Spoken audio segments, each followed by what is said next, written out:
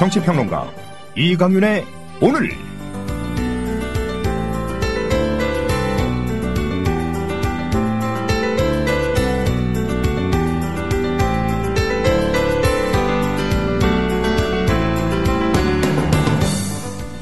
안녕하십니까, 이강윤입니다. 11월 20일 금요일 시작합니다. 파리 연쇄 테러 직후 푸틴 러시아 대통령이 IS의 본거지에 대한 공습을 시작하면서 이렇게 말했습니다. 테러리스트들을 용서하느냐 마느냐는 신의 몫이다. 내가 할 일은 그 테러리스트들을 신 앞에 데려다 주는 것이다. 이강윤의 오늘 오프닝 멘트에서 러시아의 독재자로 평가받고 있는 푸틴 대통령을 언급할 줄은 미처 몰랐습니다만, 일국의 수반 또는 지도자라 하면 이렇게 누가 들어도 오해 소지가 없이 자기 하고 싶은 말을 국민들에게 정확히 똑바로 말할 수 있는 것은 기본적인 능력이자 덕목일 것입니다. 그런데 우리나라 정치권에는 말을 해도 그게 무슨 말인지 잘 몰라서 국민들은 물론이고 기자들도 헷갈려하고 통역이나 번역이 필요하다고 입을 모으는 두 사람이 있습니다. 한 사람은 남자고 한 사람은 여자입니다. 한쪽은 여권이고 한쪽은 야권입니다. 몇 달, 몇 년이 가도 그 증세는 심해집니다. 국민들에게 오해 소지 없이 자신 생각하는 바를 똑부러지게 전하는 것, 그것은 기본 중에 기본입니다. 잠시 후 시작합니다. 아직도 콘도 회원권 분양받으세요? No. 저렴한 금액으로 회원권을 이곳에서 구입하세요. 전국에 있는 모든 콘도 회원권, 여러분이 찾는 회원권에 관한 정보가 모두 있습니다. 회원권 114, 대한민국 대표 회원권 거래소 회원권 114. 인터넷과 모바일 앱에서도 검색할 수 있습니다. 02544-6114, 02544-6114. 지금 바로 전화주세요. 회원권 114. 대한민국 투어. 우리 국민TV 남덕수 조합원님께서 운영하시는 이 대한민국 투어. 이분이 그 20년 경력의 베테랑입니다. 이분의 어떤 경험을 여러분께서는 그냥 버스에 앉아가지고 다 빼먹는 거예요. 20년 동안 쌓아둔 그 빅데이터. 그렇죠. 버스가 이제 28인승 최고급 리무진 버스도 있고 45인승 좀 더 많은 분들이 타실 수 있는 이런 버스도 있으니까 고급진 여행도 바로 남덕수 조합원님과 함께라면 가능하다. 네. 문의 전화는요 1599-2686번입니다. 1599-2686. 버스 여행하면 2686이 딱 생각이 나네요 벌써. 네. 1599-2686번 아니면 네이버나 다음 같은 그 검색창에서 대한민국 투어 이렇게 검색하셔도 되고요. 그리고 웹사이트 대한민국 투어 한글로 쓰시면 됩니다. 대한민국 투어.kr 이렇게 검색하셔도 언제든 들어가실 수 있으니까 우리나라 국내 여행들도 많이 애용하시기 바라겠습니다. 대한민국 투어였습니다. 네, 4시 34분 막 들어왔습니다. 뉴스 브리핑 받으실 시간이죠. 김일아 아나운서 어서 오십시오. 네, 안녕하십니까. 네, 북한이 남북 당국 회담 열자, 그러기 위해서 실무 접촉 26일쯤 갖자 이렇게 제안해왔죠. 네, 그렇습니다. 북한이 오는 26일 남북 당국 회담을 열기 위한 실무 접촉을 갖자고 제안했습니다. 북한 대남기구인 조국평화통일위원회는 오늘 오전 판문점 통지문을 통해 오는 26일 판문점 북측 지역인 통일각에서 실무 접촉을 개최하자고 밝혔습니다. 정부는 북한이 우리의 당국회담 예비 접촉 제안에 호응해온 것으로 평가하고 통지문을 받은 즉시 회의를 열어 제안을 받아들일지 등을 논의하고 있다고 밝혔습니다. 실무 접촉이 성사되면 남북은 당국회담 참석자의 급과 일정과 의제 등을 구체적으로 논의하게 됩니다. 앞서 우리 정부는 지난 9월과 10월 세 차례에 걸쳐 북한의 당국회담을 위한 예비 접촉을 하자고 제안했고 침묵으로 일관하던 북한은 마지막 제안 이후 20일 만에 답을 보내왔습니다. 네. 마지막 제안 이후 20일 만에 답을 보내왔다. 대화의 주도권을 꼭 어느 쪽이 쥐어야 한다라는 것은 아닌데 누가 먼저랄 것 없이 대화의 진지한 자세를 보이는 게 일단 중요하고요. 그런데 항상 물꼬를 트는 것은 대부분은 북쪽이 아닌가. 특히 이명박근혜 정부 들어서 말이죠. 그런 점은 좀 통일문제 전문가들, 남북문제 전문가들은 아쉬운 점으로 지적하다군요. 4.16 연대가 해양수산부를 정면으로 비판하고 나섰죠. 네, 그렇습니다. 해양수산부가 여당 측 4.16 세월호 참사 특별조사위원회 위원들의 구체적인 대응 방안을 제시한 것으로 보이는 문건이 논란이 되는 가운데 유족과 모니터단 등으로 구성된 4.16 연대가 이를 비판했습니다. 4.16 연대는 오늘 특조위가 있는 빌딩 앞에서 청와대 참사 대응 관련 조사 신청과 특조위 안건 논의 모니터 결과 발표 기자회견을 열고 대통령 행적에 대한 조사 신청이 안건에 상정되고 조사 결정 수순을 밟게 되자 특조위 내부에서 의결 과정상 문제를 제기하고 부위원장 등 여당 측 위원들이 전원 사퇴 의사를 밝히는 등 해수부 문건대로 행동했다고 비판했습니다.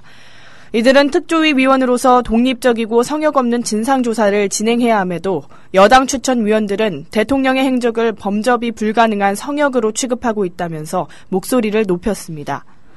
네. 전교조가 오늘 연가 투쟁에 돌입했죠? 네, 그렇습니다. 전국 교직원 노동조합이 교육부의 엄정대처 방침에도 불구하고 오늘 하루 역사교과서 국정화에 반대하는 연가 투쟁에 들어갔습니다. 전교조는 오전 11시 서울 파이낸스 센터 앞에 사전 집회를 시작으로 오후 2시 전국 교사 결의대회에 이어 오후 5시까지 국정화 반대 집회를 진행하겠다고 밝혔습니다.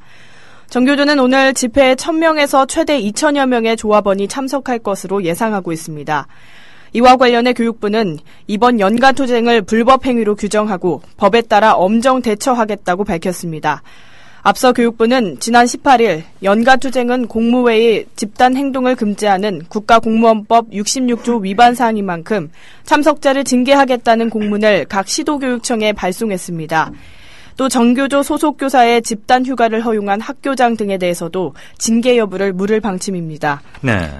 교육부는 지난달 29일 역사교과서 국정화 반대 시국선언을 한 변성우 위원장 등 전교조 전임자 84명을 검찰에 고발했고 경찰은 이들에게 출석을 통보한 상태입니다. 네. 이른바 중앙대 특혜 관련해서 오늘 선고 공판이 있었죠. 네, 그렇습니다. 중앙대 역점 사업을 둘러싸고 특혜와 뇌물을 주고받은 혐의로 기소된 박범훈 전 대통령 비서실 교육문화수석과 박용성 전 두산그룹 회장에게 각각 실형과 집행유예가 선고됐습니다. 서울중앙지방법원은 오늘 오전 열린 선고 공판에서 중앙대 문제를 해결하고 혜택을 주고자 부당한 지시와 영향력을 행사했다며 박 전 수석에게 징역 3년에 벌금 3천만 원, 추징금 3,700만 원을 선고했습니다. 또 박 전 회장에게는 사립대학을 운영하며 부정청탁의 대가로 후원금 등 뇌물을 줬고 교비 회계를 전출했다며 징역 10개월에 집행유예 2년을 선고했습니다. 박 전 수석은 청와대에 재직하던 지난 2011년과 2012년 중앙대의 역점 사업들을 원활하게 추진하라며 교육부 고위 관료들에게 압력을 행사하고 뇌물을 받은 혐의 등으로 구속 기소됐고 박 전 회장은 박 전 수석에게 1억여 원의 뇌물을 건넨 혐의 등으로 불구속 기소됐습니다. 네. 자, 지난번에 한번 출마했다는 소식은 전했는데요. 서울대에서 국내 대학 사상 최초로 나는 동성애자다라고 밝히곤 나선 커밍아웃 한 후보가 총학생회장에 당선됐죠. 네, 그렇습니다. 서울대 총학생회 선거관리위원회에 따르면 어제 치러진 제58대 총학생회 선거에서 단독 출마한 디테일 선거운동본부의 정후보 김보미 씨와 부후보 김민석 씨가 당선됐습니다. 투표율이 53.3%로 개표 요건인 50%를 넘겨 성사된 이번 선거에서 디테일 선보는 찬성 의견 86.8%로 당선됐습니다. 반대는 11.2%였고 기권은 0.1%, 무효표는 1.9%였습니다.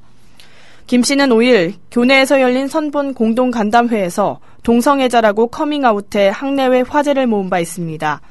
김 씨는 당시 출마 이유를 밝히면서 서울대가 구성원들이 자신의 모습 그대로를 긍정하고 당당하게 살 수 있는 공간이 되기를 바란다며 그래서 저는 레즈비언이라고 이 자리에서 말씀드린다고 말했습니다. 그동안 서울대 총학생회 선거는 번번이 투표율 50%를 넘지 못하고 무산되거나 연장 투표를 거쳤습니다. 네. 그러나 이번 총학생회 선거는 이례적으로 높은 투표율로도 주목을 끌었습니다.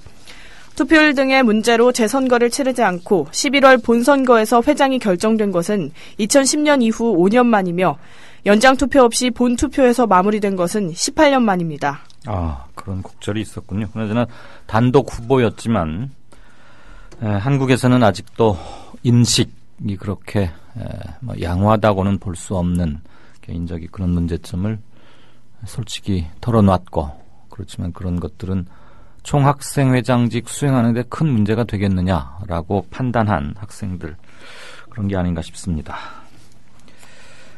자, 오늘 서울의 한 병원에서 집단으로 C형 간염에 병원을 찾은 사람들이 감염이 됐다. 이건 또 무슨 얘기입니까? 네, 질병관리본부는 서울 양천구 신정동에 있는 다나의원 이용자 18명이 C형 간염 바이러스에 감염됐다고 밝혔습니다. 보건당국은 감염자 모두 해당 병원에서 수액주사를 투여받은 공통점이 있다며 특정 의료 행위를 통한 감염 가능성에 무게를 두고 있습니다. 해당 병원은 현장 보존과 추가 감염 방지를 위해 현재 잠정 폐쇄된 상태입니다. 서울 양천구 보건소는 이 병원 이용자의 C형 간염 감염 여부를 확인하기 위해 병원이 문을 연 지난 2008년 5월 이후 내원한 사람 모두에게 개별 안내해 C형 간염 감염 여부를 검사하고 있습니다. C형 간염은 혈액을 매개로 전파되는 바이러스성 감염병으로 일상생활에서 전파 가능성은 희박하지만 주요 합병증으로 만성간 경변, 간암 등을 일으킬 수 있습니다. 네. 질병관리본부와 양천구 보건소는 사실 확인과 역학조사를 실시하는 과정에서 해당 의료기관의 의료법 등 관련 법령 위반 사실이 확인될 경우 법적 조치를 취할 방침입니다. 수액 주사를 받았는데 C형 간염에 감염이 됐다. 이건 정말 충격적인 얘기네요. 자, 김동만 한국노총위원장. 이대로 가면 노사정위원회 탈퇴할 수도 있다. 으름장을 놨는데 지난번 노사정 대타협 합의할 때하고는 뭐가 달라져서 또 이렇게 말한 겁니까? 네, 김동만 한국노총위원장은 정부와 여당이 노사정 대타협 정신을 훼손하는 입법을 계속 추진할 경우 노사정에서 탈퇴하겠다고 밝혔습니다. 김 위원장은 오늘 서울 여의도 한국노총에서 기자회견을 열어 대타협의 취지와 내용을 훼손하거나 합의되지 않은 사항이 포함된 기간제법 등 정부 여당의 계약안은 당장 폐기돼야 한다고 말했습니다. 또 정부 여당이 해당 법안을 고집할 경우 대타협은 파기된 것으로 간주할 것이라며 이럴 경우 한노총도 상응하는 중대 결단을 내릴 수밖에 없다면서 노사정 탈퇴 가능성을 밝혔습니다. 네. 그런 점에서 한국노총에 대해서 비판이나 쓴소리가 제기되는 일부 그런 것들 물론 한노총도 알고는 있을 겁니다만. 자, 올해로 52번째를 맞은 한국에서 수여되는 각종 영화제, 영화상 중에서는 그래도 아직 권위를 가장 인정받고 있는 게 대종상 영화제인데 올해 남녀 주연상 후보 모두가 아예 불참하겠다. 또 웬 사단이 나서 이렇답니까?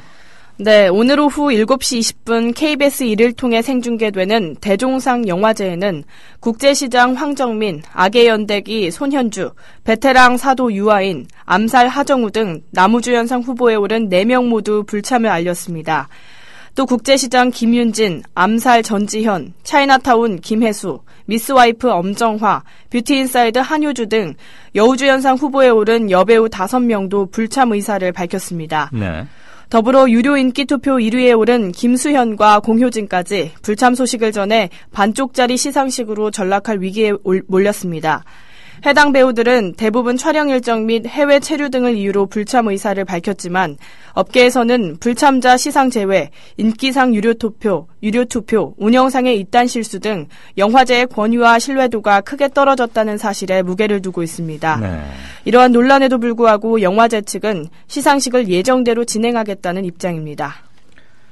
불참자 시상 제외, 인기상은 유료 투표로 한다. 그리고 운영상의 여러 가지 문제점 이런 것들을 참여할 수 없다. 보이콧의 이유로 들고 있군요.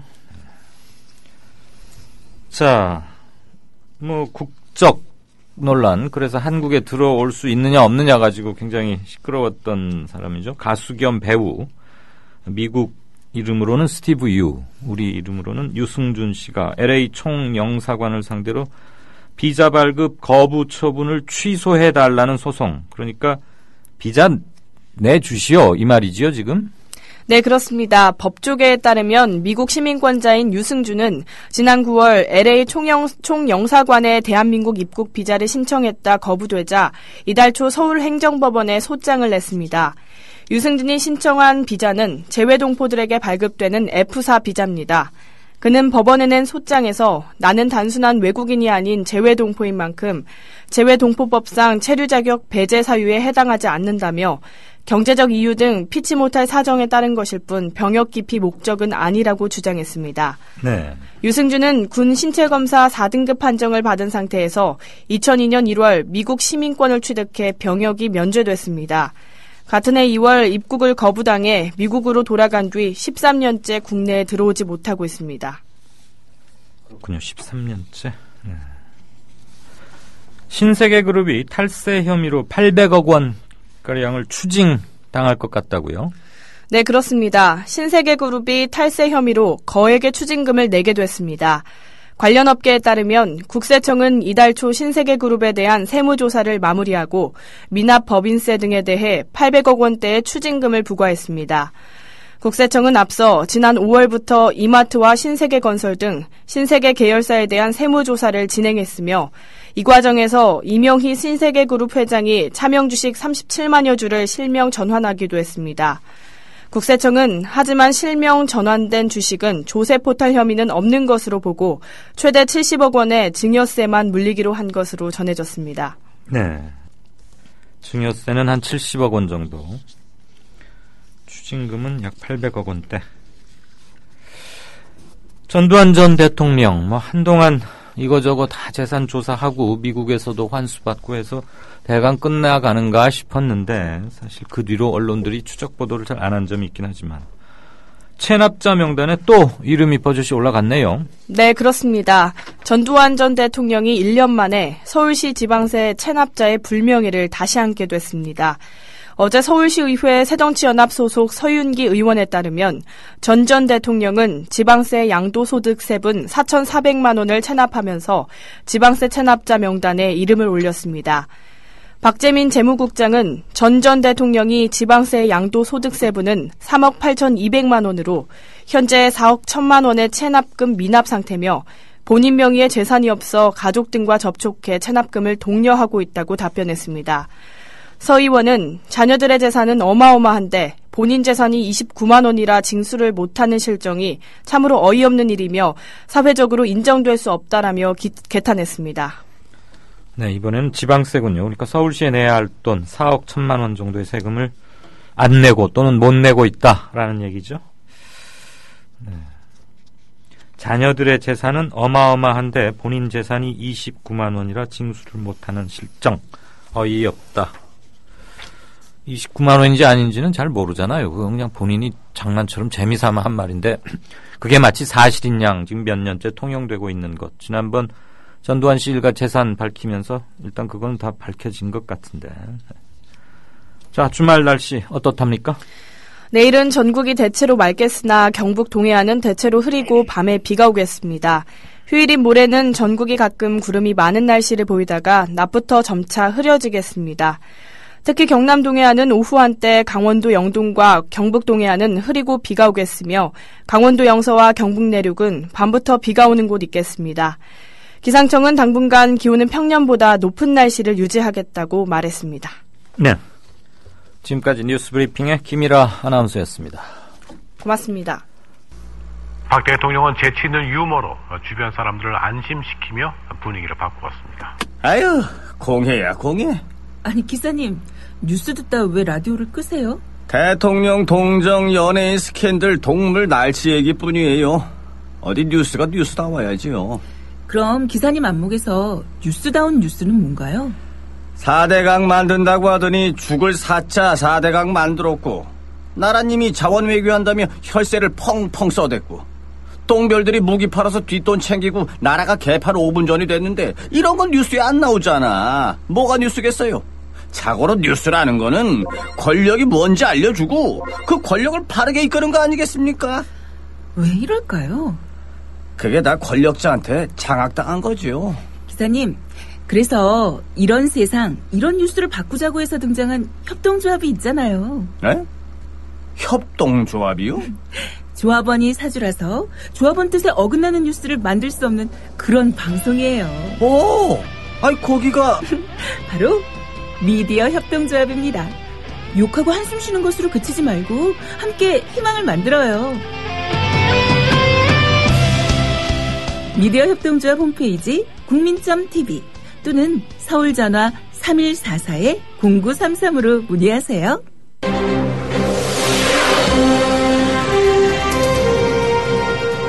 뉴스K가 위클리 종합뉴스로 돌아왔습니다.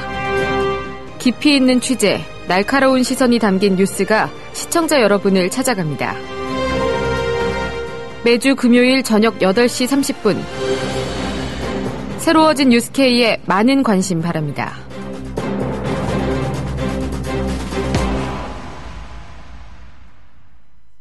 네, 4시 51분 30초 됐습니다. 게시판 잠깐 볼까요? 나이 드신 분들의 정치판이 돼버린 후에 이미 영화인들 대부분도 스스로 내버린 영화제, 권위를 스스로 내려놓은 거죠. 권위는 없고 오래만 된 영화제다. 역사만 긴 대종상 말씀하시는 거예요.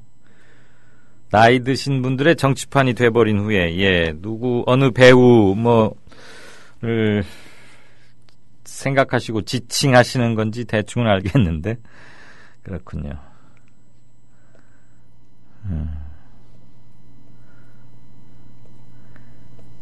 아이고 오늘도 아주 많이 들어오셨네요. 네. 뭘 좀 제대로 사실관계나 알고 얘기를 하면 좋겠건만 귀와 눈을 씻는 대야는 늘 옆에 있으니까.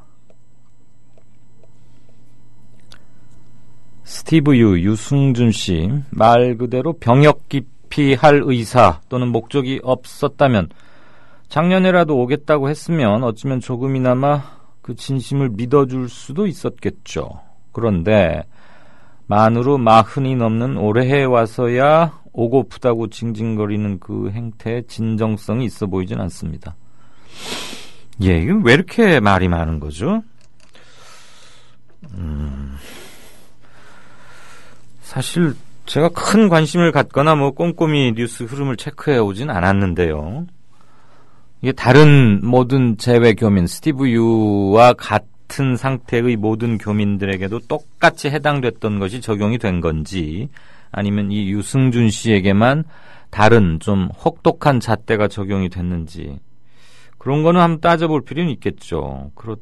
그래서 그게 문제가 없는 거면, 즉 그 유승준 씨에게만 엄격하게 뭘 적용했다거나 또는 부당하게 그랬다면은 그건 관청의 책임일 것이고, 그렇지가 않다면 당당하게 하고 이런 말이 안 나오게 해야 되는데, 하긴 사리가 바르더라도 계속 뭘 제기를 하고 떠들고 그럴 수야 있겠어요. 그런데 이 친구는 미국에서도 자기 잘 활동을 하고 있다고 제가 들은 것 같은데, 미국에 있는 기자 후배였는데 지금 미국으로 가서 거기서 기자를 하고 있는 친구한테 한번 우연히 들었는데 잘 모르겠습니다.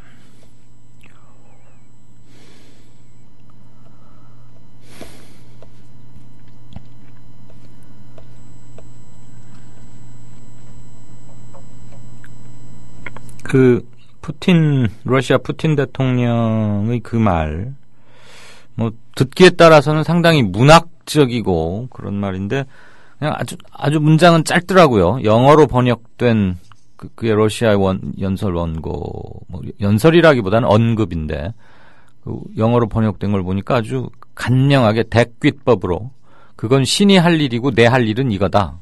그건 분명히 하겠다는 거죠. 한동안 시리아 정부군을 러시아가 응원하고 미국은 그렇지 않은 입장이고 그래서 또 시리아 사태 역시 물론 시리아 사태는 IS 사태라고 번역해도 큰 차이가 없습니다만 그거 가지고 또 지속돼 왔던 여러 수많은 국제적 분쟁 지역의 미 러시아 대립 또 뭐 이런 구태 프레임으로 넘어가는 건가. 그런데 사실 연원은 좀 많이 다르죠. 그래서 오늘 시간이 되면 제가 도대체 IS라는 게 어떻게 해서 생겨나게 됐고 그 역사적 연원은 뭐고 그래서 사우디아라비아 같은 데서는 왜 좀 우리가 보기에 잘 이해가 안 되는 미온적인 대응을 하고 있는 건가 그러는 거. 전반적으로 중동의 역사와 그 종족 간의 갈등 굉장히 연원은 길더라고요. 그게 시간이 되면 좀 말씀드릴까 하는데 푸틴의 시리아 IS 근거지 락카라고 하는 것 정유시설 이런 거 계속 공습하는 걸 시작하면서 했던 말 듣고 이런 게 참 필요하다. 그렇게 간단하고 분명하게 메시지를 명확히 전달했을 때 국민적 동의도 얻어지는 게 아닐까. 무슨 듣기에 따라서는 무슨 뭐 우주가 어떻고 혼이 어떻고 그렇게 그러니 이런 말이 자꾸 반복되면 뭐 메시지도 놓치고 또 희화화되기 마련이고요. 또 다른 유력 정치인도 들고 나왔던 새 정치는 굉장히 중요한 개념은 맞습니다. 그런데 그거에 대해서 몇 개월을 기다리고 참았죠. 그런데도 별 뾰족한 뭐는 내놓지 않은 채 그 뒤로도 모호 화법이라는 게 마치 그의 트레이드 마크처럼 돼버렸는데 그 모호 화법이 한번 통할 수 있는 것은 어쩌다가 썼을 때 그리고 상황 판단이나 분간이 잘 안 되는 오리무중에서 예의주시하는 짤막한 텀으로는 일정 부분 효력을 발휘할 수 있을 겁니다. 그것도 잦으면 당연히 선도가 떨어지고 효력도 약해지겠죠. 그런데 이건 그냥 노상 모호 화법이니까 아예 그러려나 보다 하는데 우리가 특정 개인의 화법에 대해서 그렇게 많은 관심을 두지는 않습니다만 공인이고 정치권의 중요한 역할과 파워를 갖고 있다고 주장하고 일정 부분 있다면 그런 사람의 화법에 대해서는 유권자로서 요구할 수 있는 거죠. 도대체 당신의 정확한 정체는 뭔가? 이 사안에 대한 당신의 입장은 뭔가? 그런 거를 푸틴의 그 짤막한 언급성 연설을 읽으면서 생각을 해봤습니다. 분명하고 또록또록하게 말한 정치인들이 대부분이긴 한데 안 그런 사람들이 좀 답답해서 말이죠. 자, 스포츠 뉴스 연결해 볼까요? 미디어 협동조합이 벌이는 싸움은 단번에 끝나는 단거리 달리기가 아니라 마라톤입니다. 반만 년 동안 기승을 부려온 기득권 논리, 또 기회주의가 어찌 일거에 숙청되겠습니까? 인내심과 지구력을 갖고 천천히 또박또박 그리고 신랄하게 헤쳐나가야 합니다. 국민TV의 조합원이 되어주십시오. 이 사술과 기만의 시대 언제까지 방치하겠습니까? 국민TV가 가장 무서운 견제자로서 어둠을 헤치고 썩지 않게 하는 힘이 되겠습니다. 이제 가입하실 때가 됐습니다. 미디어 협동조합 홈페이지 국민.tv 또는 mediacoup12@gmail.com의 문호는 24시간 열려 있습니다. 다 함께 자부심으로 물려줄 세상을 만듭시다. 누가 아는 바로 당신이 할 일입니다.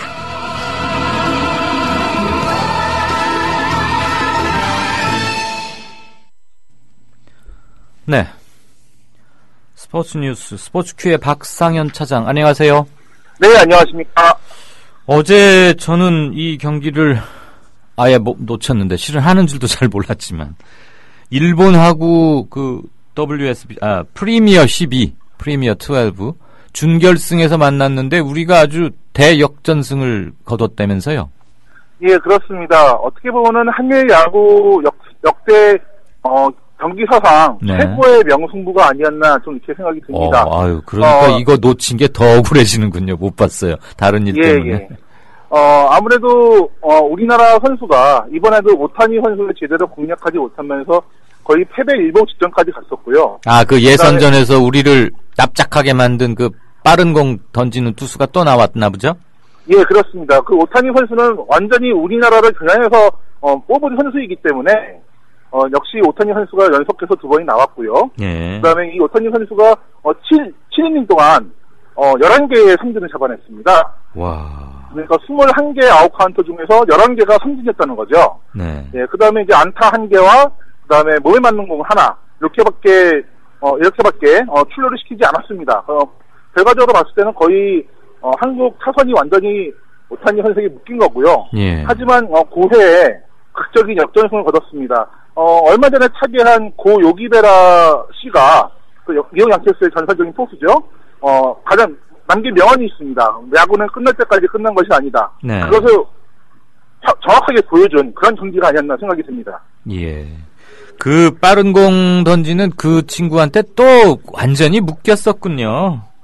그렇습니다. 그 오타니 선수를 공략하기 위해서 네. 조금 빠른 승부를 좀 걸어오면서 빠른 공 위주로 승부를 걸었는데 역시 공략을 제대로 해내지 못했고요. 역시 네. 괴물투수다웠습니다. 그 하지만 네, 말씀하십시오. 예, 하지만 9회부터 타선이 터지기 시작하면서 극적인 역전승을 거둘 수 있었고요.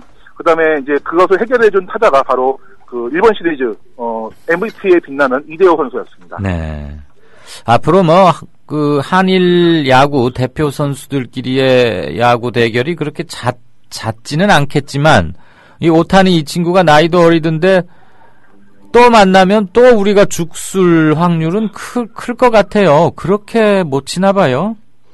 예, 워낙 공 스피드가 좋고요. 하지만 우리나라에서도 160km를 던진 선수는 있었습니다. 네. 예전에 전에도 말씀드렸지만 기아의 한기조 선수도 그랬고요. 예. 그다음에 지금은 이제 일본 지금 라쿠텐과 지금 계약설이 있는 그 메다메즈 리즈라는 선수가 있습니다. 예전에 LG에서 뛰었던 이 선수 역시 시속 160km에 달하는 그런 빠른 공을 던졌었는데 그 묵직함이라는 것이 오타니 선수가 한 수 위라고 합니다.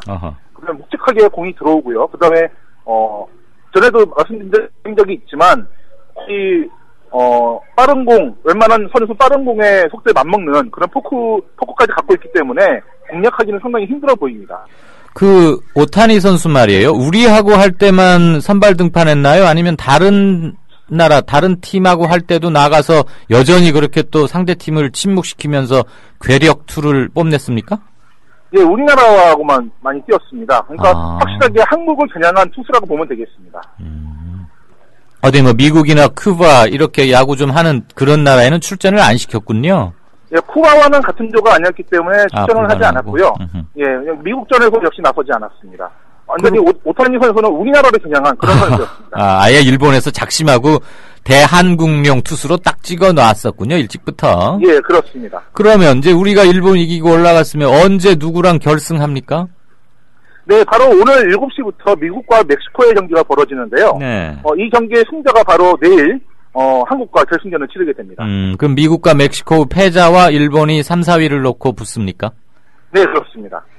어제 한일전 끝나고 일본의 고쿠보 감독이 이거 내가 투수 운영을 잘못한 거다 이렇게 패인을 분석하고 자인했다는데 좀 들어보죠. 무슨 얘기인지. 예, 일단 오타니 선수가 7이닝을 던지고 물러나지 않았습니까?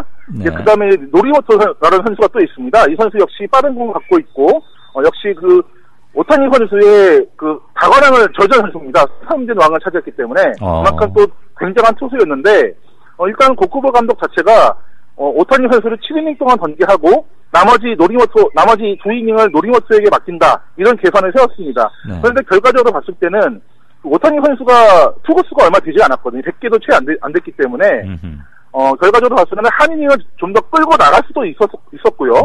그런데 노리모토 선수를 좀 더 믿고 더 끌고 갔어야 되는 거 아니냐 얘기가 나왔습니다. 왜냐하면은 김현수 타석에서 마스이라는 선수와 투수를 교체해줬거든요. 네. 근데 이 마츠이 선수가 겨우 이제 막 고등학교를 졸업한 프로 1년차 투수입니다.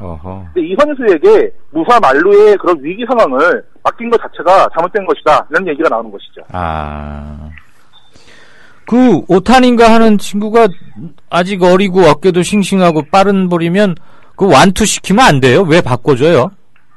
예, 그러니까 그것이 고쿠보 감독의 판단 미스였던 것이죠. 오타니를 강판시킬 때 일본 측으로 보면 위기였습니까? 아니요, 전혀 위기도 아니었고요. 일찌감치 노리모토 선수, 그러니까 오타니는 7이닝, 노리모토는 2이닝, 완전히 계산을 갖고 들어간 것입니다. 그러니까 그것대로 하다 보니까 오히려 제게 넘어간 것이 아닌가 이렇게 생각이 됩니다. 미리 그렇게 이닝을 정해놓고 하는, 어깨를 보호해 주려고 그랬나? 아무튼 뭐 그 깊은 속이야 우리는 알 수가 없고요. 아무튼 1차전의 패배를 서력했다니까 그건 다행인데, 기왕이면 그 오탄인지 그 빠른 볼 던지는 투수도 좀 우리가 공략을 했었더라면 분이 더 잘 풀렸을 텐데. 야구를 제가 몰라서 하는 소리입니다. 자, 축구 올해 우리 국가대표팀 A매치가 모두 끝났는데 슈틸리케호가 어마어마하게 높은 승률, 좋은 성적을 거두어서 한쪽에서는 평가가 대단하던데, 또 한쪽에서는 그거 그렇게 대단한 거 아니다 그러면서 좀 찌푸릉하다는데 왜 그러는 거예요? 예, 일단 전적을 놓고 보면은 16승 3무, 그러니까 20번을 싸워서 단 한 번밖에 지지 않았죠. 그 한 번 패배가 잘 아시듯이 지난 1월 호주 아시안컵 때 호주에게 결승전에서 아쉽게 연장전에서 1대2로 진 것이 유일한 패배가 되겠습니다. 네. 그만큼 이제 패배를 모르고 싸웠다. 그다음에 철벽 수비를 자랑했다. 거의 실점이 4실점밖에 안 됐으니까요. 20경기를 치르면서 내준 골이 겨우 4골이었습니다. 그만큼 이제 굉장한 기록이라고 할 수 있겠는데, 문제는 뭐냐면은 대부분의 상대팀이 거의 아시아 국가였거든요. 유일하게 한국과 그 아시아 국가가 아닌 팀이 뉴질랜드와 그다음에 자메이카였습니다. 뉴질랜드, 자메이카 모두 역시 한국보다는 약간 한 수 아래인 팀이었고요. 그렇기 때문에 16승 3무 1패라는 전적 자체가 약팀을 상대로 했기 때문에 대단한 것이 아니다, 이런 얘기가 좀 나오는 것 같습니다. 그럼 한 수 아래 팀들하고 싸워서 승률 높은 건 사실 그거 제대로 평가해주기 한 거 맞죠? 라오스 이런 데다 5골 집어넣고 미얀마한테 몇 번 이기고 이런 거 좀 그렇긴 하죠. 예, 그것 때문에 이제 슈틸리케 감독도 많이 생각을 하는 것 같습니다. 그래서 내년에는 그 네덜란드나 이런 벨기에나 이런 좀 강팀을 상대로, 유럽의 좀 강팀을 상대로 좀 경기를 했으면 좋겠다, 이런 바람을 좀 피력하기도 했습니다. 예, 그건 너무 당연한 얘기네요, 들어보니까. 예, 특히 자기 조국 독일하고 한번 불러다 해보지.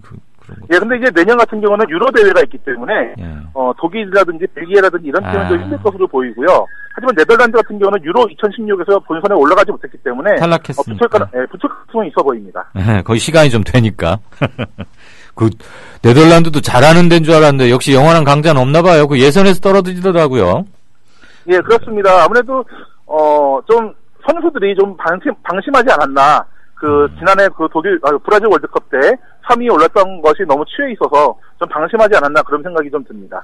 알겠습니다. 우리 한국 여자 축구계의 대들보, 여자 축구의 메시, 이런 별명을 갖고 있다고 저도 알 정도인데, 그 지소연 선수 유럽 무대 도전이 16강에서 마감됐다.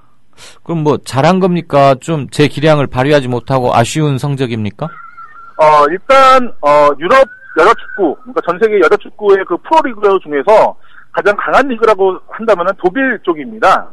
예, 그런데 이제 그 지소연의 소속팀인 첼시 레이디스가 그 볼프스부르크와의 그 UEFA 위미스 챔피언스 리그라고 있습니다. 그래서 이제 16강에서 1, 2차전 모두 패하는 바람에 더 이상 8강에 올라가지 못하고 좌절을 하고 말았는데요. 좀 아쉬운 결과가 나왔죠. 하지만 워낙 그 볼프스부르크 자체가 2번이나 그 챔피언스 리그에서 우승을 차지한 팀이기 때문에 이게 실망할 필요는 없을 것으로 보이고요. 하지만 이제 이미 첼시 레이디스는 올 시즌 그 잉글랜드 그 리그에서 우승을 차지해서 벌써 내년 챔피언스 리그 티켓을 따놨기 때문에 다시 한번 지소연 선수가 내년에 챔피언스 리그에서 도전할 수 있는 기회가 있다, 이렇게 생각해 보겠습니다. 우리만 여자 축구의 메시라고 그러면서 막 환호하는 겁니까? 아니면 축구 본고장인 유럽에서도 지소연 정도면 대단해 이러면서 인정해주고 그렇습니까? 객관적인 그 평가를 좀 들어보고 싶은데. 객관적으로 말씀드리자면 이미 잉글랜드에서는 최고의 선수라고 지금 평가를 받고 있습니다. 이미 그 지난 시즌에 그 잉글랜드 여자 축구 최고의 선수로 선수상을 받기도 했고요. 그다음에 올 시즌도 그 아시아 최고의 선수 상에서 기성용 선수라든지 이런 선수를 제치고 당당하게 선수상을 받았습니다. 특히 이제 첼시 레디스의 감독도 언젠가는 지소연이 그 발롱도르를 탈 것이다, 이렇게 좀 칭찬을 하기도 했습니다. 아무래도 좀 지소연 선수가 잉글랜드에서는 거의 특급 대우를 좀 받고 있고요. 이미 독일에서도 지소연 선수에 대한 그런 평가가 나오고 있습니다. 좋은 선수라는 평가가 나오고 있고, 이제 실제로 이제, 볼프스부르크와의 경기를 봤을 때는, 지소연 선수를 많이 좀 견제하는 모습도 있었거든요. 네. 조금, 우리만의 그런 자부심이 아니라, 지소연 선수가 충분히, 해외에서 통한다, 유럽에서 통한다, 이렇게 생각하시면 될 것 같습니다. 골프 같은 것은 남자부와 여자부 우승 상금도 차이가 굉장히 크게 나고, 그러는데, 스포츠에서 남녀 간의 상금이나 이런 거 대우의 차이는 확실히 존재하는 것 같아요. 그 여자 축구 지금 유럽에 가서 뛰고 있는 지소연 선수의 연봉 또는 이정료 몸값, 남자 선수들 우리 국내 선수들 손흥민이나 구자철 이런 선수에 비하면 어떤 수준입니까? 조금 말씀드리기가 좀 상당히 부끄럽다기보다는 좀 아쉽다? 이렇게 좀 평가를 할 수 있겠는데요. 네. 예전에 그 차연이라고 독일 분데스리가에서 실제로 뛰었던 우리나라 선수가 있습니다. 네. 근데 이 선수의 얘기를 들어보면 독일 분데스리가에서 뛰는 선수도 투잡을 뛰는 그런 형편입니다. 실제로 선수들이요. 네. 그만큼 좀 열악하고요. 특히 이제 우리나라 WK 리그를 좀 들어보면은 연봉 상한선이 5천만 원으로 좀 책정이 되어 있습니다. 상한선이요? 예, 상한선이요. 예, 그런데 그럼에도 불구하고 브라질 대표팀 선수를 여기만 선수까지 이렇게 오고 있거든요. 그 얘기는 뭐냐면은 다른 리그에서도 5천만 원이라고 하면은 상당히 높은 수준의 연봉이다. 이렇게 좀 평가하면 될 것 같습니다. 네. 여자 축구의 시장이 작으면 어쩔 수 없는 것이긴 한데, 대충 가늠을 해보면 생각보다 차이가 많이 난다. 이렇게 느낄 수 있겠네요. 예, 하나 얘기를 들어보면은 잉글랜드 리그의 최고 수준의 연봉이 거의 1억대라고 생각하시면 될 것 같습니다. 여자 선수 말이죠? 예, 그렇습니다. 우리 지소연 선수는 얼마쯤 받는지 혹시 아세요? 역시 정확하게 얘기는 나오고 있지 않은데 1억 원 수준이다. 어쨌거나 있습니다. 탑 클래스 대우는 받고 있는 거군요. 예, 그렇습니다. 그럼 역시 훌륭한. 자, 배양전. 이게 아마 배제 양정 그거 말씀하시는 것 같은데 배양전이라고 하는 것 보니까 올해는 주체가 양정고등학교인가 보죠? 예, 그렇습니다. 보통 이제 배양전 양대전 할 때 맨 끝에 이제 주체가 나오고 있거든요. 예. 그래서 올해는 배양전으로 불리고 있습니다. 네. 이 배양전이 올해로서 딱 70년을 맞이를 했는데요. 횟수로는 59회입니다. 이제 11번이 왜 빠졌냐면은 얘기를 들어보니까 예전에 군부 독재 시대 때, 계엄령 때, 그게 좀 안 열린 적이 있었고, 예. 작년에는 이제 세월호 사건 때문에 열리지 않았습니다. 애도의 마음으로 안 했을 것이고, 군부 독재 시절에는 아마 모이지 못하게 하느라고 못 열렸을 가능성이 높을 겁니다. 예, 그렇습니다. 근데 올해도 자칫하면 열리지 못할 가능성이 있었는데요. 아무래도 잘 아시듯이 메르스 여파가 있었죠. 예, 그래서 6월 달에 원래 평소에는 6월에 열리게 되는데 네. 조금 끌다가 이제 바로 오늘 지금 경기가 열리고 있습니다. 그래서 여기에 라이벌 의식 이거 대단하고 두 학교의 우정과 선의의 경쟁 이것도 아주 유명한데 근데 왜 여러 종목을 할 수도 있을 텐데 럭비 하나만 한답니까? 예, 일단 두 학교의 공통된 종목을 찾다 보니까 럭비가 있는 거고요. 네. 일단 양정고등학교 자체가 스포츠 종목이 많지가 않습니다. 럭비라든지 육상, 농구, 그다음에 수영 정도가 좀 있고요. 대제고등학교는 야구, 축구도 다 있지만, 네. 역시 이제 럭비라는 종목 자체가 좀 신사의 스포츠라고 해야 될까요? 물론 가격한 스포츠이기도 하지만 그 럭비 정신이라는 게 있습니다. 그런데 이 두 학교가 그 럭비 정신으로 똘똘 뭉쳐 있고요. 네. 특히 이제 대제고등학교와 양정고등학교는 일제시대 때 고등학교 전 일본 고교 선수권에 나가서 우승을 차지한 적이 있습니다. 아하. 예, 하나조노, 이제 하나조노라고 부르는데요, 일본에서는. 이제 얘기 듣기로는 이제 일본의 고시인 대회다. 이렇게 얘기가 나오고 있는데, 네. 이제 대제고등학교 같은 경우는 1936년에, 우승을 차지한 적이 있고요. 예. 양정고등학교는 1937년에 준우승을 차지한 적이 있습니다. 전 일본 그거 다 합쳐서요? 예, 전 일본 선수권에서요. 오, 대단한 거네, 그럼. 그러니까, 상당히 좀 그런 일본과의 싸움, 전쟁이라고 표현을 합니다, 이분들은요. 예, 전쟁으로서 다진 그런 어떻게 보면 하나의 동료와 같은 의식을 좀 갖고 있는 학교인 것 같습니다. 그렇죠. 얘기를 들어보니까 이제 응원전을 봐도 두 학교가 서로 양 팀의 교감을 불러주기도 합니다. 예, 그런 정도로 좀 상당히 물론 라이벌 경쟁이기도 하지만 선의의 경쟁자이자 하나의 친구로서의 그런 경기인 것 같습니다. 그래서 상당히 좀 아마추어리즘에서 입각해서 봤을 때 상당히 좀 흐뭇한 경기가 아닌가 이렇게 생각이 듭니다.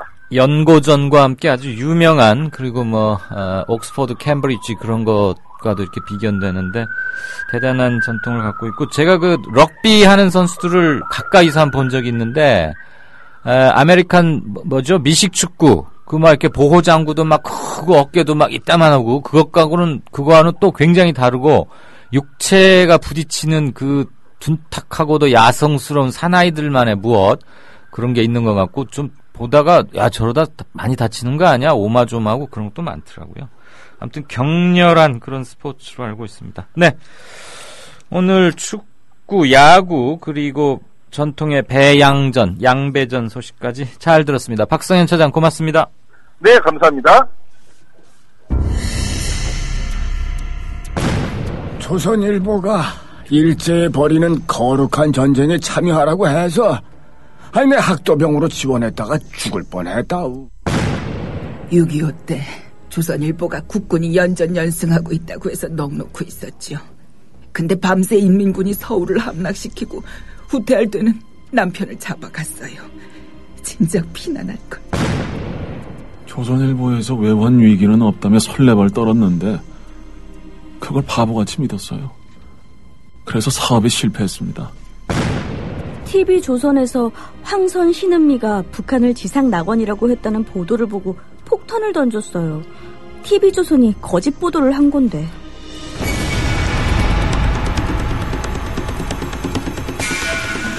이런 조선일보가 여전히 신문시장 1위를 독점하고 있습니다. 조선일보 같은 족벌신문, 수구 기득권 세력의 대변 매체에 집중된 언론 권력을 시민에게 돌려주자는 운동.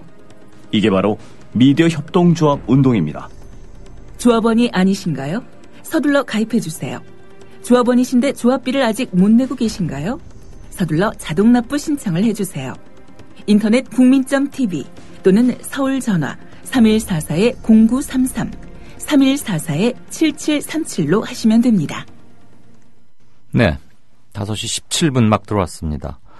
9.11 테러 이후로 주요한 테러의 배후에는 거의 대부분 무슬림, 우리는 이슬람 극단주의 또는 원리주의자 이런 얘기들 많이 국제 뉴스를 통해서 익숙해져 계실 겁니다. 그게 우리가 사실 중동이나 남미 어느 나라의 국민이 우리 한국 현대사 분단의 과정 이런 거를 잘 이해하리라고 기대하는 것도 사실 좀 그런 점은 있죠. 물론 아주 개인적 관심사가 뛰어나서 열심히 공부하고 파하고 그러면 알 수 있겠지만, 우리가 잘 모른 채 그다음에 서방 언론에 의해서 덧씌워진 어떤 시각, 그런 것들은 좀 걷어내고, 도대체 이제 물론 테러는 분명히 나쁘다는 것은 대전제하에 그거 두말할 필요가 없으니까요. 그럼 이슬람들은 다 그렇게 무장 테러 그러고 막 그러는 건가? 이런 것도 한번 좀 생각해 볼 필요가 있고요. 그 같은 무슬림이고 마호메드를 숭배하고 존경하고 정신적 지도자로 삼고 종교를 같이 한다면 왜 저렇게 극단적으로 다를까? 시아파, 수니파 이런 말씀을 들어보셨을 겁니다. 저도 절대 이거 잘 알지 못합니다. 다만 특히 프랑스 파리 연쇄 테러 이후로 이 뉴스가 계속 끊이지 않을 것 같고 해서 좀 자료를 찾다가 어느 분의 블로그를 접하게 됐는데요. 요모조모로 좀 검증을 해봤더니 이분이 이런 정도의 말은 충분히 하실 만큼의 지적 역량을 갖고 계시고 이분의 블로그를 소개해도 되겠다라는 생각이 들고 많이 검증을 받았고, 또 SNS에서 최근에 프랑스 파리 연쇄 테러 이후에 다시 또 이분의 블로그와 이분의 글들이 회자되고 있길래 오늘 그것을 위주로 좀 소개해드릴까 합니다. 뉴스 행간은 아니고요. 뉴스 해설이 굳이 하자면 뉴스 해설인데, 제가 뉴스 해설이라는 소 타이틀을 붙일 만큼 이 부분에 대해서 오래전부터 확실한 전문가가 아니기 때문에 좀 쭈뼛거리고 죄송은 합니다. 같이 공부하는 심정으로 한번 읽어보도록 하겠습니다.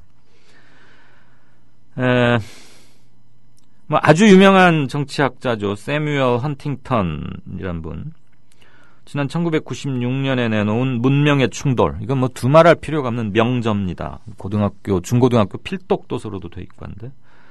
탈냉전 시기의 국제정치, 앞으로의 국제정치, 그러니까 2000년대 이후의 국제정치, 국제질서를 전망하면서 이념이 아니라 문명 간의 충돌이 빚어질 것이다. 이걸 경고 겸 전망했었어요. 이거 자체도 당시에 어마어마하게 크게 보도가 됐고, 학술 포럼이 여러 개 열리기도 하고 그랬죠.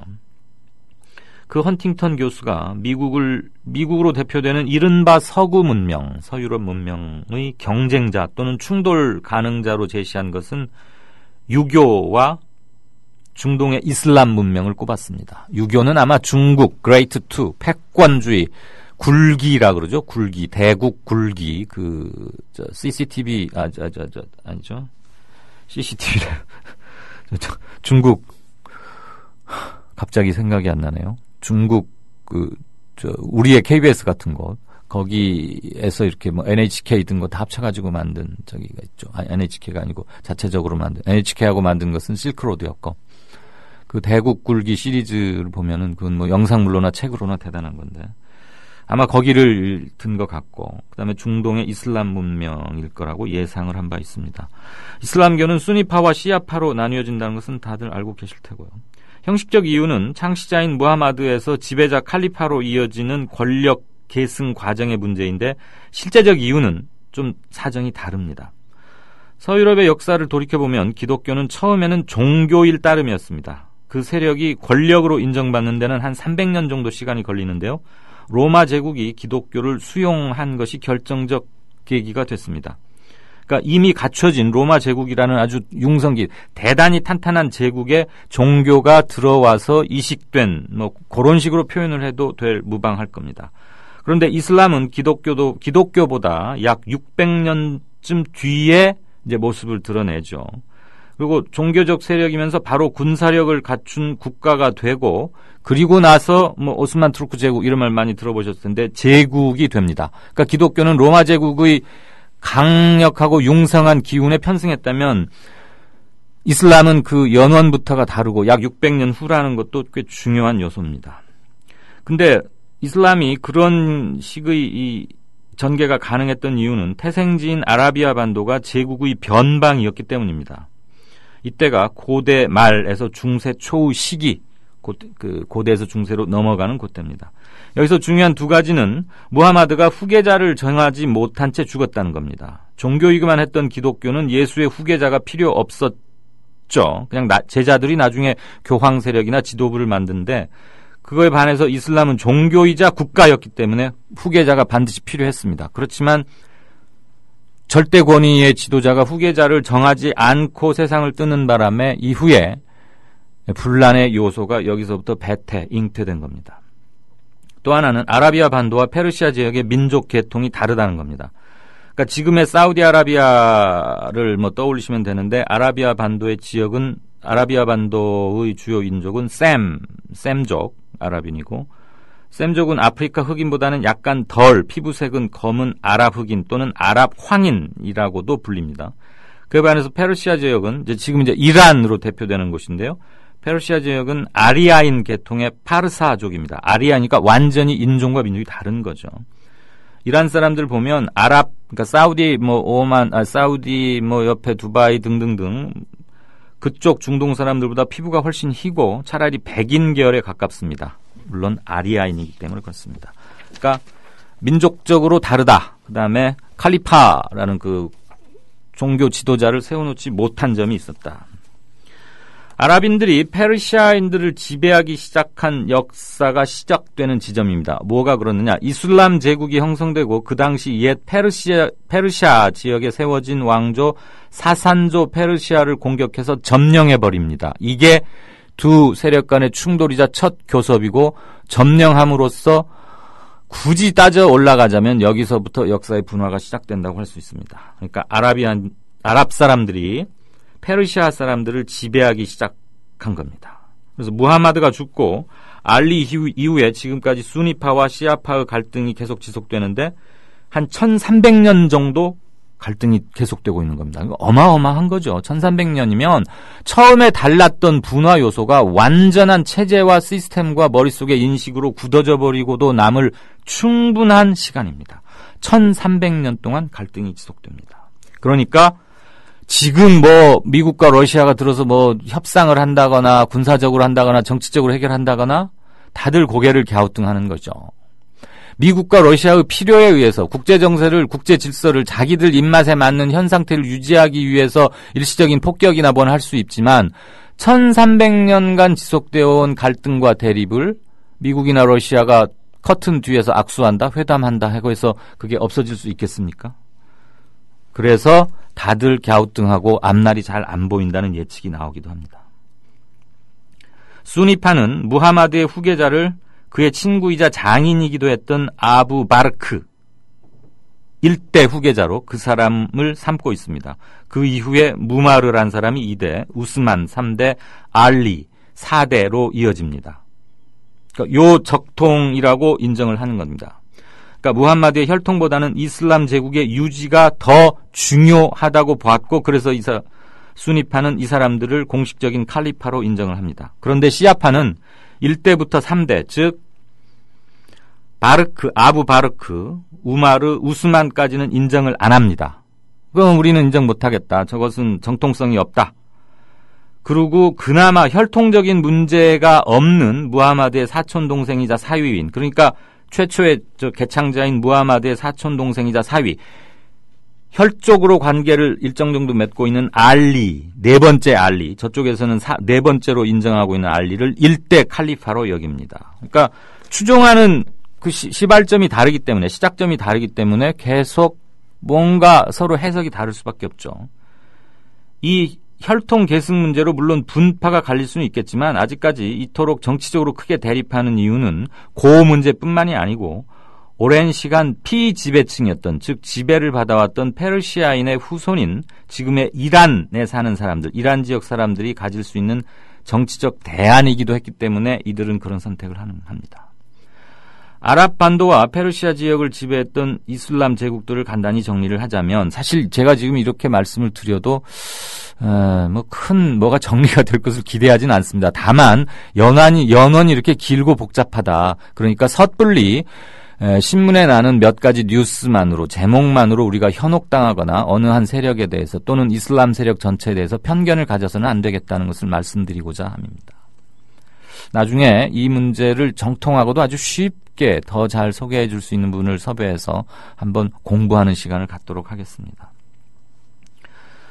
정통 칼리파 시대는 1대부터 4대까지 칼리파까지를 이르는데 초기 이슬람 제국을 건설했고 아랍인들 중심입니다.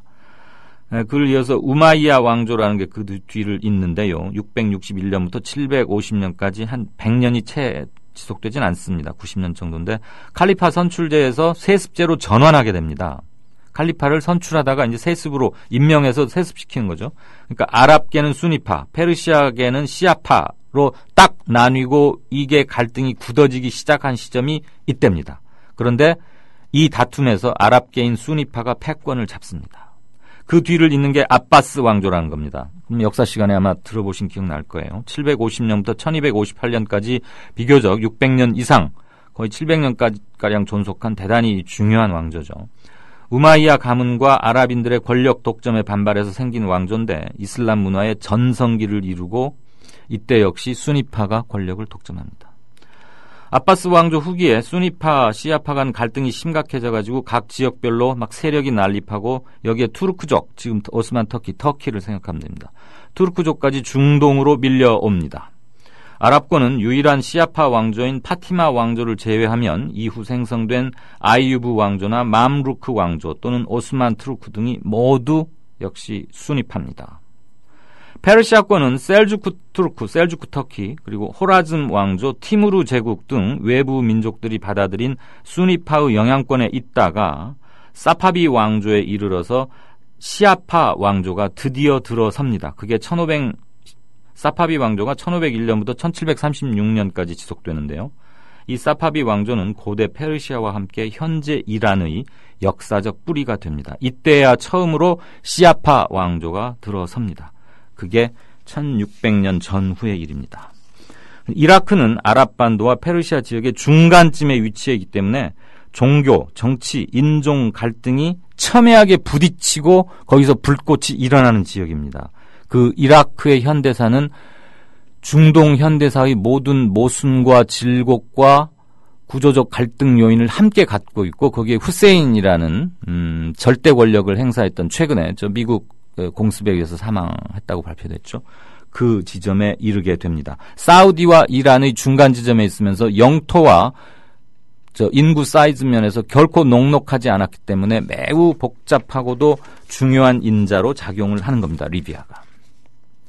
그런데 그러면 왜 그동안 갑자기 그동안 그냥 가만히 있다가 갑자기 지금 현대 20세기, 21세기에 들어와서 알카에다 또는 IS 이런 것들이 나타나느냐?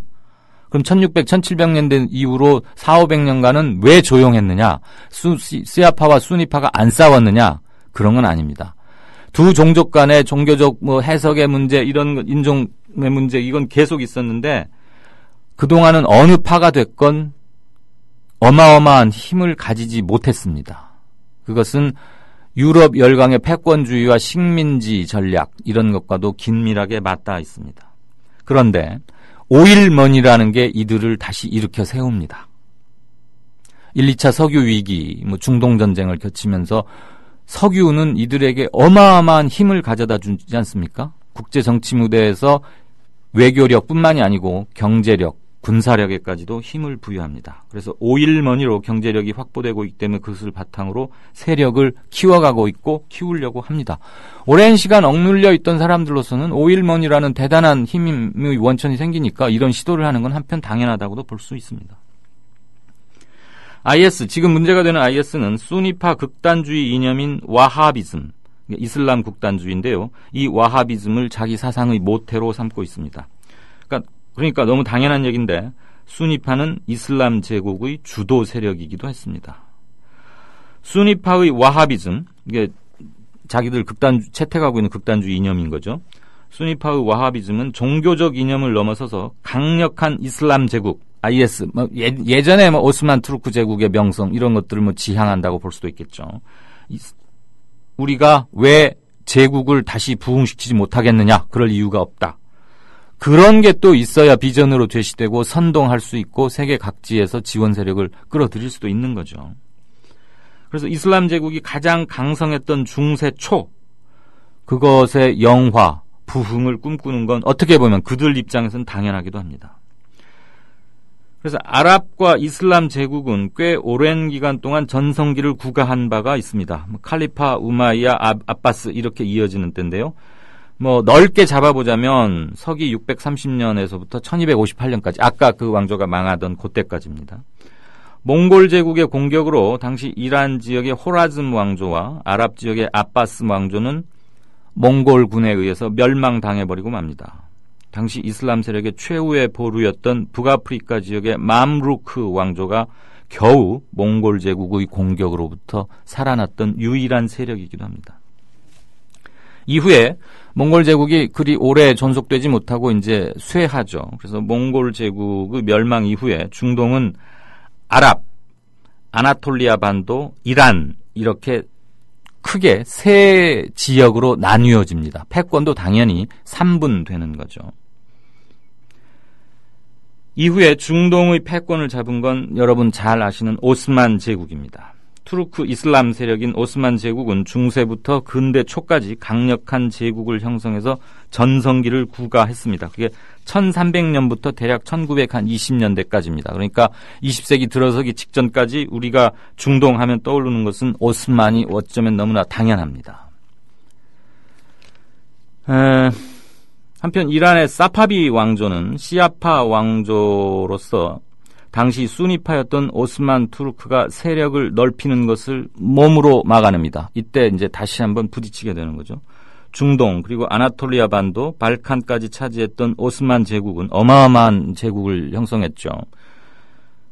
그런데 서구 유럽과의 파워 싸움에서 밀리기 시작합니다. 식민지 경쟁에서 밀리고 급격하게 세력이 감소합니다. 그러다가 마지막 승부수였던 세계 제1차 대전에서 오스만 투르크는 그만 연합국에게 항복하고 그 찬란했던 오스만 제국은 분할됩니다. 열강들에 의해서 패전국을 분할시키는 것은 세계대전 이후 늘 되풀이되는 역사이기도 했죠. 이후에 이슬람 세력은 명실상부하게 서구 세력 아래 완전히 지배받게 됩니다. 그래서 2차 세계대전 이후에는 유럽의 영향력은 약해지고 미국의 영향력이 한편 강해졌죠. 2차 대전을 승리로 이끌었던 게 태평양 전쟁에서 일본의 원자탄을 투하한, 그래서 우리 한민족의 고통의 근원인 한반도 분단에도 결정적으로 작용했던 게 미소, 포츠담 회담 이런 거 아니겠습니까? 근데 미국의 체제 영향력 안에 들어가니까 이후에 이슬람권의 사상은 서구를 따르자는 세속주의와 아니다, 우리 사상과 정신을 잊지 않고 과거로 돌아가야 한다. 그게 이제 이슬람주의입니다. 세속주의와 이슬람주의가 대립하죠. 대표적으로 터키에서는 세속주의, 정교 분리 이래가지고 이런 것을 정치체제로 채택하기도 한 것에서 우리가 이제 그걸 알 수 있는데요. 이런 이슬람주의, 우리가 본래 우리의 영화를 잊지 말자, 이것을 강조하는 중에 아주 가장 강하게 이걸 강조하는 게 원리주의, 이른바 이슬람 원리주의, 아까 말한 지금 IS가 표방하고 있는 와하비즘입니다. 세계대전 이후에 이런 현상은 현대의 터키를 비롯해서 중동 국가들에서 아주 조금씩 차이는 있지만 굉장히 다양한 모습으로 적용되고 움푹짐푹 나타납니다. 그런데 미국은 중동에서 강력한 영향력을 행사하고 당시 라이벌이었던 소련의 공산주의 이념을 경계하기 위해서 한때는 와하비즘을 지원하기도 합니다. 그러니까 EJ라고 할까요? 적의 적은 친구다. 이런 거죠. 그러니까 미국이 이렇게 중동의 역사의 배경을 제대로 따지지 못한 채 그때그때 자국의 영향력 유지와 자국의 이익만을 관찰하기 위해서 일관되지 않은 정책을 펴왔던 것도 지금 중동의 혼란상의 한 원인이기도 한 겁니다. 그 당시 미국 입장에서는 악의 축인 소련과 공산주의를 막기 위해서 지금의 악의 축이라고 규정하고 있는 이슬람 극단주의 세력을 결과적으로 키워준 꼴이 돼버린 겁니다. 이런 복잡하고도 긴 역사적 과정을 거치면서 이슬람이 서구의 하수인으로 전락한 이후에 중세 시절의 영광을 꿈꾸고 되찾으려는 수니파 극단주의자들이 오일머니를 통해서 패권 싸움을 해보겠다는 게 지금의 IS 등장하게 되는 겁니다. 그러니까 사우디아라비아가 지난번 사우디 성전 붕괴 공사 크레인 붕괴 사건으로 사망자가 많고 그랬을 때 700명이다 그랬는데 이란에서는 아니다, 우리 사망자만 400명이 넘고 사우디가 사망자를 줄이고 있다 그러면서 강력하게 반발했죠. 사고 원인도 사람들의 무질서가 아니고 사우디 측에서 안전관리를 잘못해서 그런 것이다 그러면서 사사건건 이란과 사우디는 부딪히고 있는데, 지금 IS에 대해서 사우디가 강력한 경고 또는 테러를 규탄하지 않거나 또는 못하고 있는 그 이유의 배경에는 이런 점이 있습니다. 네, 제가 익숙하지 않은 오스만 투르크, 암마스 왕조 이러니까 좀 헷갈리심이 오히려 더해졌을지는 모르지만, 이슬람 부흥을 꿈꾸는 세력, 그런데 미국은 한때 소련을 저지하기 위해서 그들을 이용했고 그들을 키워준 꼴도 됐다. 그런데 오늘날 이들에게 결정적인 힘을 달아준, 날개를 달아준 것은 다름 아닌 오일머니다. 그리고 그들의 머릿속에는 과거 영화로웠던 이슬람 제국의 부흥, 이게 있기 때문에 무차별적인 테러까지도 서슴지 않는 겁니다. 극단주의, 이슬람 극단주의인 거죠. 와하비즘. 그 정도만 기억해 주셔도 어떨까 싶습니다. 네, 다음 코너 들어가죠. 국민TV 조합원인감? 나가지 있게 지역협의회 가입해야 쓰겠어. 국민TV 조합원이요? 지역협의회 가입해야죠. 국민TV 조합원 맞나? 퍼뜩 지역협의회 가입해 안 카나?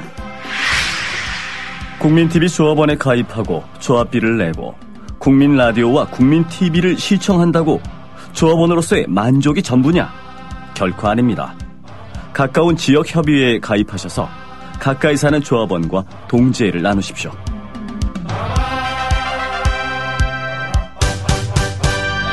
자세한 가입 안내는 미디어 협동조합 홈페이지 지역협의회 게시판을 참고하시면 됩니다. 국민 라디오를 또 국민 TV를 읽는다? 미디어 협동조합 콘텐츠의 관문, 국민TV 뉴스를 아시나요? 뉴스K 등 국민TV의 모든 기사, 조간브리핑 등 국민 라디오의 인기 콘텐츠, 주요 방송의 녹취와 뉴스메이커와의 대담, 주요 원고 대본이 여러분을 기다립니다. 국민 라디오와 국민 TV를 한눈에 만나세요.